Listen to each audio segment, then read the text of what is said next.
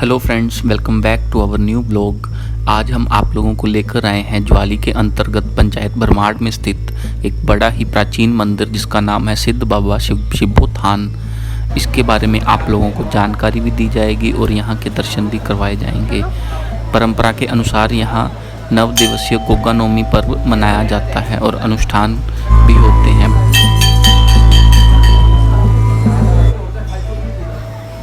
बाबा शिबो गुग्गा वीर के परम प्रिय शिष्य हैं, जिन पर गुग्गा वीर की कृपा सदैव रहती है। शिबो थान गुग्गा वीर का एकमात्र ऐसा मंदिर है जो उनके भक्त शिबो के नाम पर है। यहाँ जहरवीर की पूजा बाबा शिबो के नाम से होती है। हिमाचल प्रदेश देवभूमि है। हिमाचल प्रदेश में सबसे प्राचीन एवं श्रद्धा व आस्था के प्रतीक अनगिनत चमत्कारी स्थान एवं देवी देवताओं के मंदिर हैं, जो प्राकृतिक, दैविक एवं दिव्य संप्रदाय से सुशोभित हैं, जहाँ श्रद्धालु नतमस्तक होकर दैविक शांति को प्राप्त करते हैं।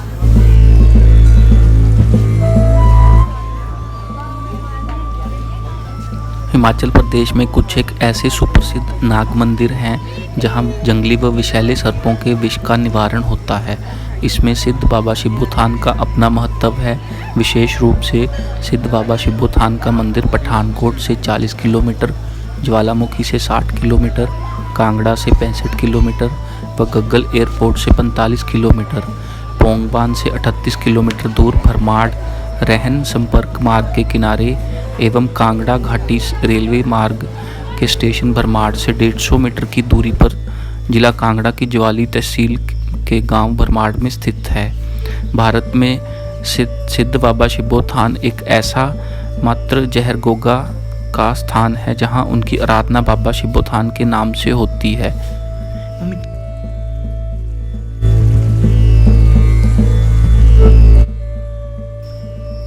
महंत तिलकराज, महंत हेमराज, महंत रविंद्रनाथ भोला, महंत ओम प्रकाश ने मंदिर के प्राचीन इतिहास की जानकारी देते हुए बताया कि बाबा जी शिबो जी का जन्म 1244 लगभग सिद्धपुर घाट नामक स्थान पर हुआ। इनके 2 भाई व एक छोटी बहन शिब्बा थी।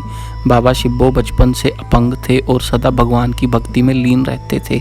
इनकी बहन शिब्बा का रिश्ता नज़दीक गांव में तय हुआ, लेकिन विवाह से पूर्व इनकी बहन के मंगेतर की अचानक मौत हो गई। तभी इनकी बहन शिब्बा ने 16 श्रृंगार करके अपने पति के साथ सती हो गई। यहाँ आने को बोल रहे थे चाचा ने। हाँ, हो गया अब साफ। आज भी सिद्धपुर घाट में माता शिब्बा देवी का मंदिर बना हुआ है।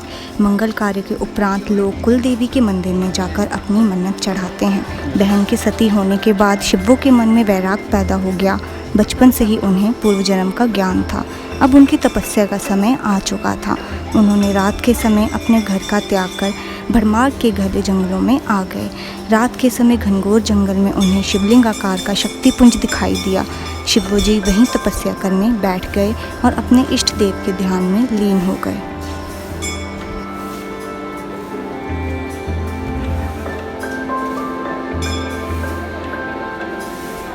शक्तिपुंज के पास बैठकर बाबा शिबो ने कई साल तक तप किया। तपस्या का प्रभाव तीनों लोकों में फैल गया। बाबा शिबो घोर तपस्या से भगवान शिव प्रसन्न हो गए। तभी शिव के गोगावीर का रूप धारण कर शिव मानव लीला करते हुए अपनी मंडली के साथ आकाश पर विचरण करने लगे। तत्काल एकदम उनका नील अश्ववाहन रुक गया। बार बार प्रयत्न करने पर भी अश्ववाहन टस से मस नहीं हो रहा था। जब जहरवीर ने अपने दिव्य दृष्टि से देखा कि बामी के बीच में से ओम जहरवीराय नमः की ध्वनि गूंजमान हो रही है, उनका भक्त शिवलिंग के पास उनकी तपस्या में लीन है और भक्ति का प्रकाश पुंज उनके चारों ओर फैला हुआ है। सभी देवगण बड़े हर्षित हुए और फूलों की बौछार करने लगे। अपने भक्त की मनोकामना की पूर्ति के लिए जहरवीर अपनी देव मंडली सहित आकाश से धरती पर उतरे और बाबा शिबो को पुकारा, भक्त मैं तेरी तपस्या से वशीभूत होकर तुझे मनचाहा वरदान देने आया हूँ। जो मन में इच्छा है वह वर मांग लो। अपने इष्ट देव को सम्मुख पाकर बाबा शिबो जी भक्ति के समुद्र में गोते खाने लगे। जहरवीर ने प्रेम विभोर होते हुए बाबा जी को गले से लगाया। उसी समय आकाश से फूलों की वर्षा होने लगी और देवी देवता धन्य धन्य कहकर पुकारने लगे। इस दृश्य को देखकर देवी देवता पुलकित व आनंदित हो उठे।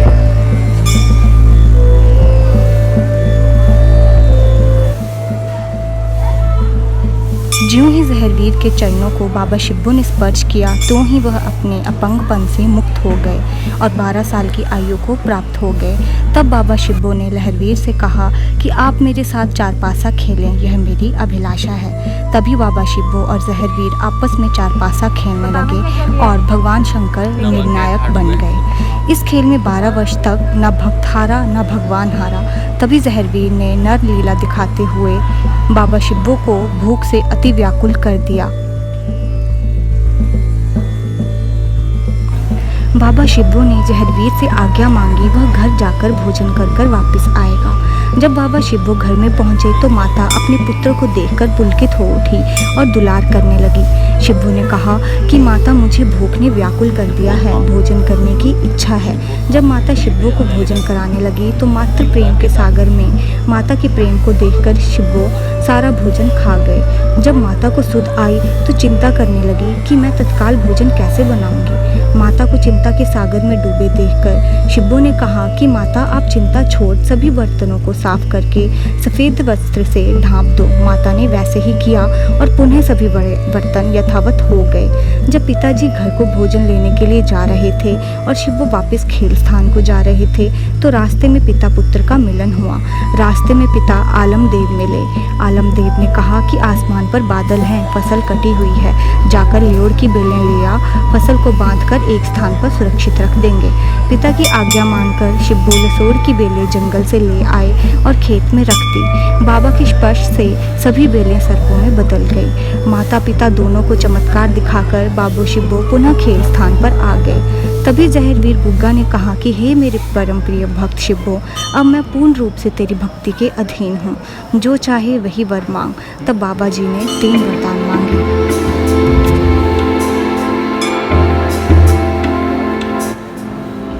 सर्व व्याधि विनाशनम अर्थात मेरे दरबार आने वाले हर प्राणी जहर व व्याधि से मुक्त हों।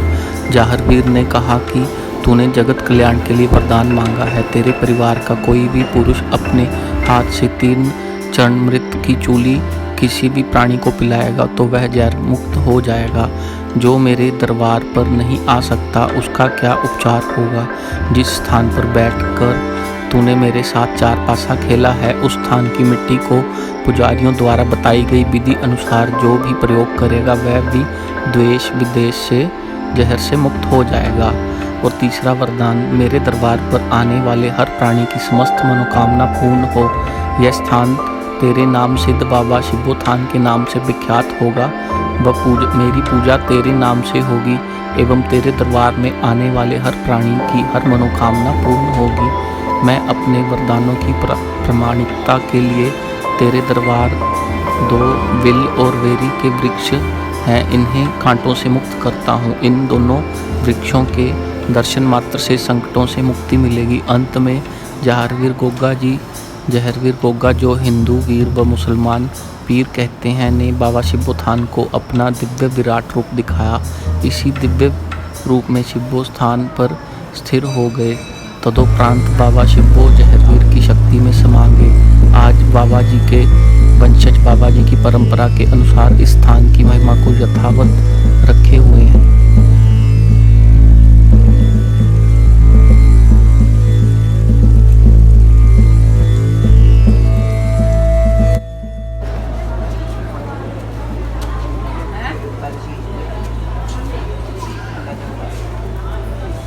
मम्मी कहाँ जा रहे हैं?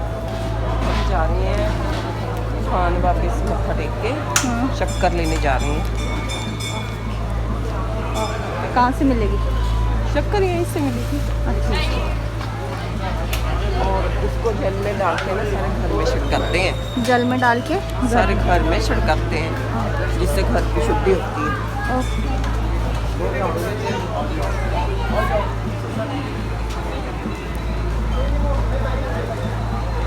चलिए आपको लेके चलते हैं हम जहाँ से हमें शक्कर मिलेगी, जिससे हम अपने घर में जल में मिलाकर अपने घर से नेगेटिव एनर्जी जो वो दूर कर सकते हैं।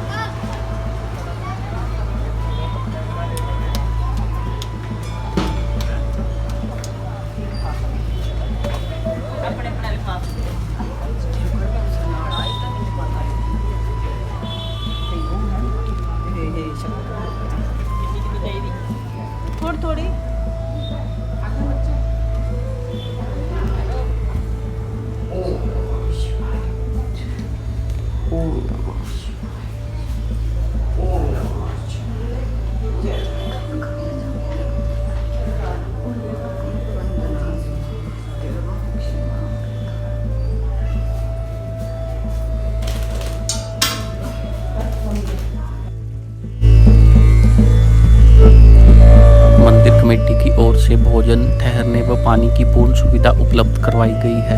श्रावण मास और भाद मास के हर रविवार को बाबा जी का मेला लगता है। शनिवार, रविवार व सोमवार को बाबा जी का संकीर्तन होता है। गोगा नवमी के 9वें दिन बाबा जी के नाम का भंडारा होता है। गोगा नवमी के पावन दिनों में बाबा जी के 8 सदियों पुराने संगलों को मंदिर के गर्भगृह से पूजा के लिए रखा जाता है।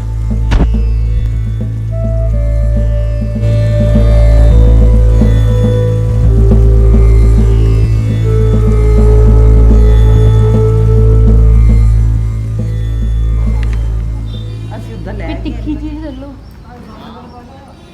थोड़ी थोड़ी पाई लो बस, बड़ी ਹੁੰਦੀ ਆਹੋ ਥੋੜੀ ਥੋੜੀ ਪ੍ਰਸ਼ਾਦ ਦੇ ਮੁਤਾਬਕ ਹੁੰਦੀ ਹੈ। ਜਰਾ ਜਰਾ ਪਾਈ ਕੇ, ਜਰਾ ਕ ਪਾਈ ਕੇ ਨਾ ਹੀ ਲੈ ਬੰਦਾ ਹੈ ਨਾ, ਛਿੜਕਾਏ ਨਾ ਦੋ ਤਾਂ ਨਹੀਂ, ਹਾਂ ਛਿੜਕਾਂਗੇ ਪਾਣੀ ਚ ਪਾ ਕੇ ਕਿ ਹਾਂ ਸਾਰੇ ਘਰ ਚ।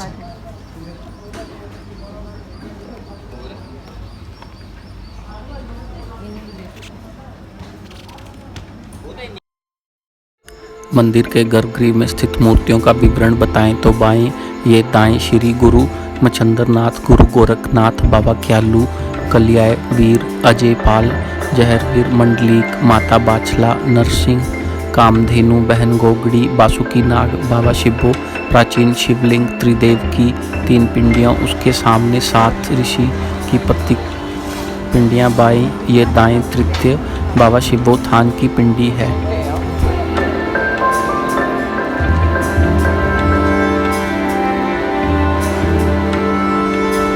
मंदिर के सन्मुख बाबा का धूना व धूने के साथ बरदानी बेरी का वृक्ष, बूरी के सामने बाबा जी के भंगारे के दर्शन, भंगारे की प्रयोग विधि। प्रातःकाल एवं सायंकाल शुद्ध पानी का लोटा लें, उसमें चुटकी भर भंगार डाल दें। जिस मनोरथ के साथ प्रयोग करना है उसका सुमिरन करो। फिर 3 चोली चरणामृत व घर में जल का छिड़काव कर दो। जिस स्थान पर जहर या जख्म हो उस पर लेप कर दो।